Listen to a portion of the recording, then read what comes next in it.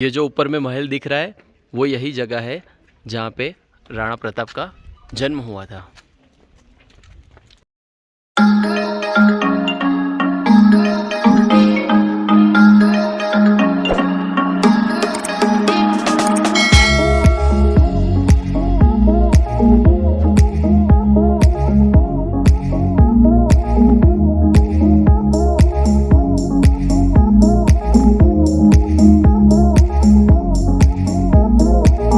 Hello guys, स्वागत है आप सबका मेरे अगले वीडियो ट्रैवल सीरीज़ में। आज की ट्रैवल सीरीज़ में आपको ले जाने वाला हूँ उदयपुर जाने के लिए सबसे पहले हम जाएंगे अंबाजी होते हुए हम लोग रास्ता पकड़ेंगे कुंभलगढ़ का, और कुंभलगढ़ के बाद आप सबको उदयपुर की सैर कराने वाला हूँ। तो आप सब आज बने रहिए मेरी अगले ट्रैवल सीरीज़ में, बहुत दिलचस्प होने वाली है और आप सबको बहुत सारा फन मिलने वाला है। तो चलिए मेरे साथ उदयपुर।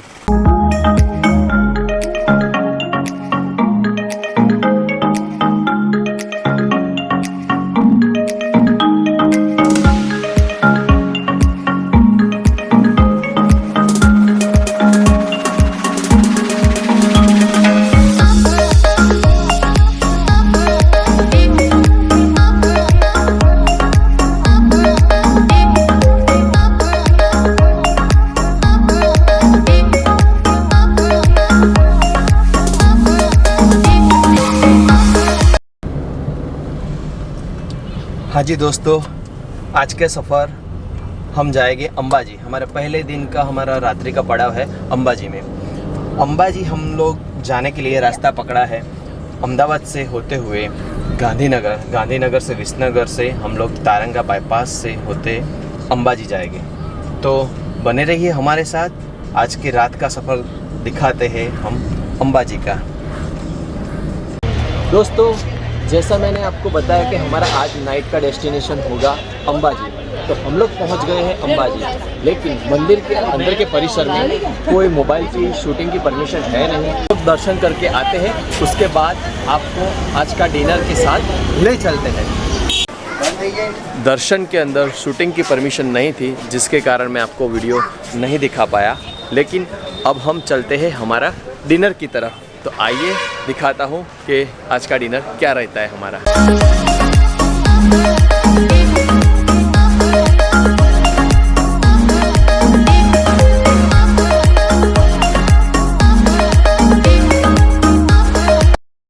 दोस्तों, आज हमारा पहला डिनर है और पहला डिनर गुजरात के अंदर है, इसीलिए हमने खाना ऑर्डर किया है पूरा काठियावाड़ी डिश, क्योंकि आगे 4 दिन जो है वो हमको पंजाबी या चाइनीज़ में जाना पड़ेगा।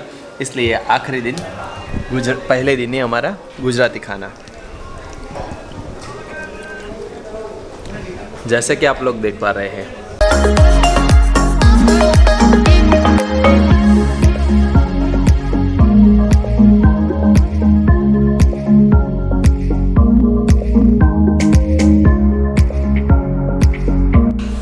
दोस्तों, खाना ख़त्म हो गया है। खाना ख़त्म होते ही हम लोग चलते हैं हमारी रूम की ओर। अभी तक होटल का कोई ठिकाना नहीं, आपको क्या हिसाब किताब बनता है वो रूम ढूंढने के बाद बताता हूँ। आज का नाइट स्टे हमने लिया है एक धर्मशाला में, जहाँ पे अभी फैमिली के साथ है हम लोग, और आज की नाइट का ठहराव हमारा यहीं पे है। तो मिलते हैं कल की सुबह में, तो बने रहिए मेरे साथ।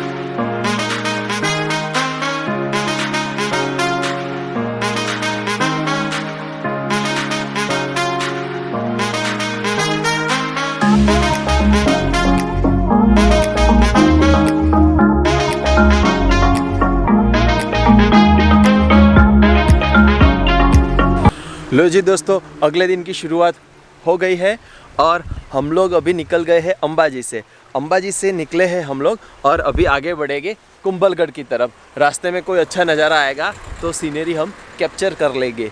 तो इसलिए बने रहिए मेरे साथ, क्योंकि आगे की जर्नी बहुत ही इंटरेस्टिंग होने वाली है और काफ़ी मज़ा आने वाला है।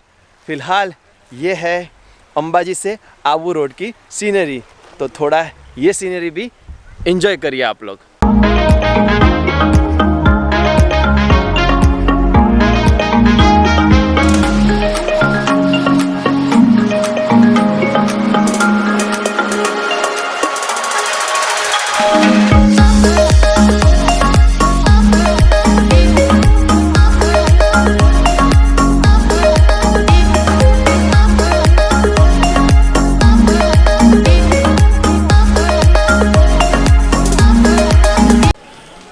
लो जी दोस्तों, हम लोग पहुंच गए हैं कुंभलगढ़। आज मैं आपको सैर कराता हूं कुंभलगढ़ फोर्ट की, और छोटी सी उसकी जो भी हिस्ट्री रही होगी उसको भी थोड़ा बताऊंगा। तो आइए, ये है कुंभलगढ़ फोर्ट। आपको आज पूरा इसका सैर कराता हूं, चलिए मेरे साथ।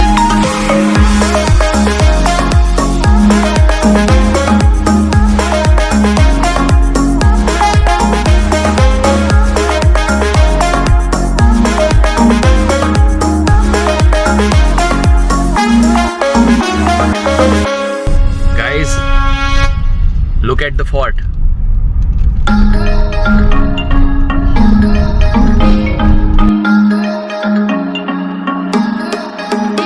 गाइस, हम लोग अभी नीचे खड़े हैं कुंभलगढ़ के फोर्ट के नीचे, जो सबसे बड़ा फोर्ट है राजस्थान के अंदर।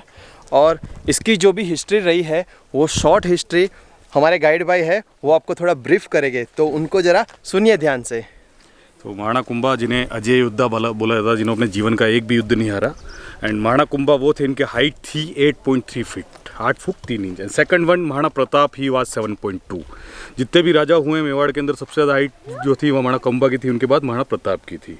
तो पीछे में जो मंदिर आप देख रहे हैं, जो 6 डोम जो बने हुए हैं सामने, ये नीलकंठ महादेव शिवा टेम्पल है। इसके अंदर 4.7 फीट का एक शिवलिंग बना हुआ है। तो राणा कुंभा जब अंदर पूजा के लिए जाते तो बैठ के उनका अभिषेक करते थे।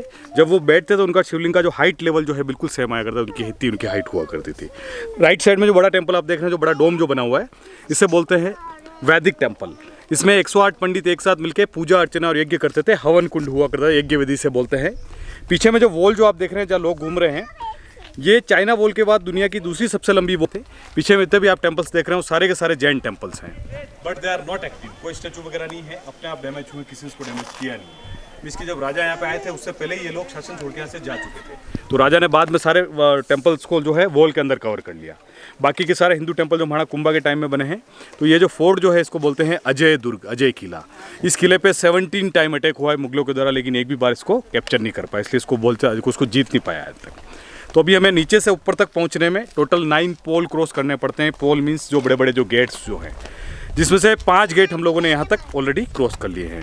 फर्स्ट गेट आपको मिला होगा जब आप गाड़ी में होंगे 3 किलोमीटर की दूरी पे, उसका नाम है R8 पोल। सेकंड आता है हल्ला पोल। थर्ड हनुमान पोल, आपने हनुमान जी का मूर्ति देखा होगा। 4th नंबर का पोल इस वॉल के बिल्कुल बैक साइड में है, उसको बोलते हैं विजय पोल। और 5th number pol is here, we can say Ram Pol gate. 6th number gate जहाँ हम चल रहे हैं अभी, उसे बोलते हैं भैरव पोल। दोस्तों, कुंभलगढ़ की जो वॉल है वो 36 किलोमीटर लंबी है। और ये फोर्ट की एक और ख़ासियत है, जो आप लोगों में से बहुत लोगों ने यहाँ पे विज़िट की होगी लेकिन नोटिंग नहीं की होगी, कि आते समय आप ये फोर्ट को देख ही नहीं पाएंगे, क्योंकि ये इनविजिबल फोर्ट है। जैसे ही आप फोर्ट के नज़दीक आएंगे बाय कार, तो 300 या 400 मीटर पहले ही आपको ये फोर्ट दिखाई देगा। जैसे ही थोड़े दूर चले जाएंगे तो फोर्ट बनाने के लिए ऐसी जगह चुनी है जहाँ से फोर्ट कोई दुश्मन को दिखे नहीं। तो ये खास बात थी इस फोर्ट की।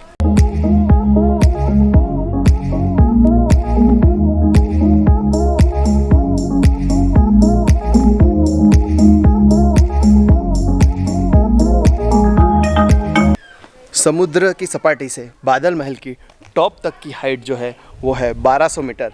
अगर आप नीचे से आ रहे हैं तो आपको अच्छी खासी ट्रैकिंग का एक्सपीरियंस भी हो जाएगा।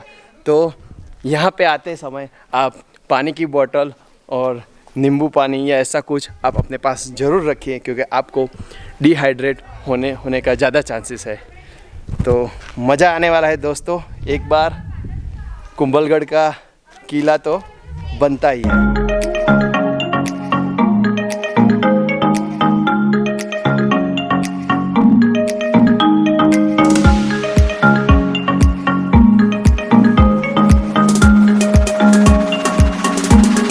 हम लोग हैं अभी बादल महल के टॉप के ऊपर, और इस जगह का नाम बादल महल इसलिए पड़ा क्योंकि यहाँ पे जब आप लोग मानसून के अंदर आते हैं तो ये महल पूरा बादल से कवर हो जाता है और आपको उस टाइम की सीनरी कुछ अलग ही फील कराती है। इसीलिए ये महल का नाम बादल महल हुआ।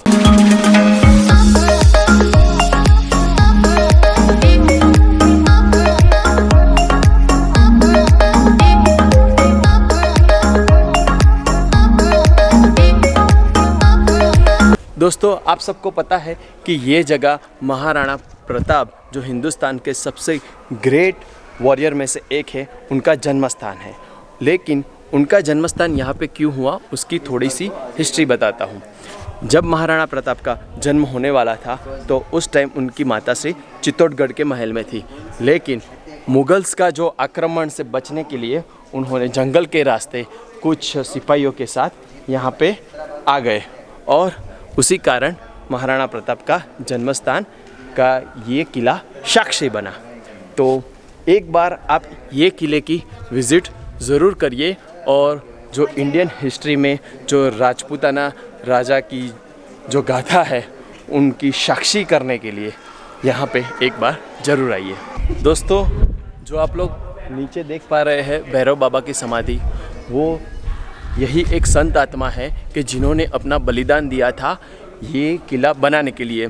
पहले जब राजा ने ये किला बनाया तो दीवारें टूट जाती थी, दिन में कारीगर दीवार बनाया करते थे और रात को दीवारें नष्ट हुआ करती थी।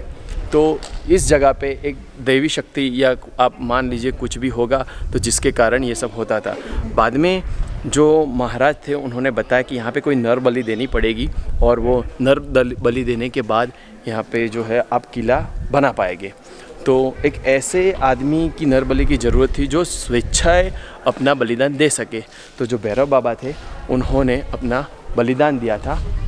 ये जगह उनका धड़ आया था घोड़े के ऊपर और नीचे 800 मीटर नीचे उनका सिर गिरा था। वहाँ पे भी एक उनका स्मारक है, लेकिन असली जगह ये है, तो आप उनके भी दर्शन करिए।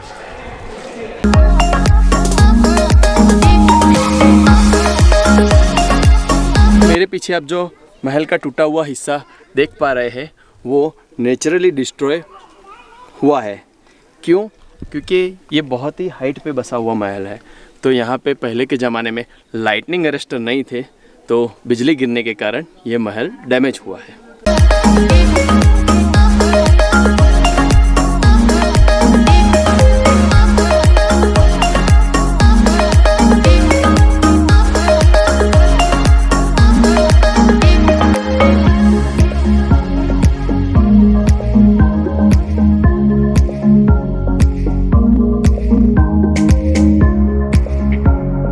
ये वही शिवलिंग है जो महाराणा कुंभा ने बनाया था। मैं आपको शिवलिंग का दर्शन कराता हूँ जिससे आपको पता चलेगा कि महाराणा कुंभा की हाइट क्या होगी। अगर किसी को पता है कि महाराणा कुंभा की हाइट क्या थी तो कमेंट में मुझे ज़रूर बताइए।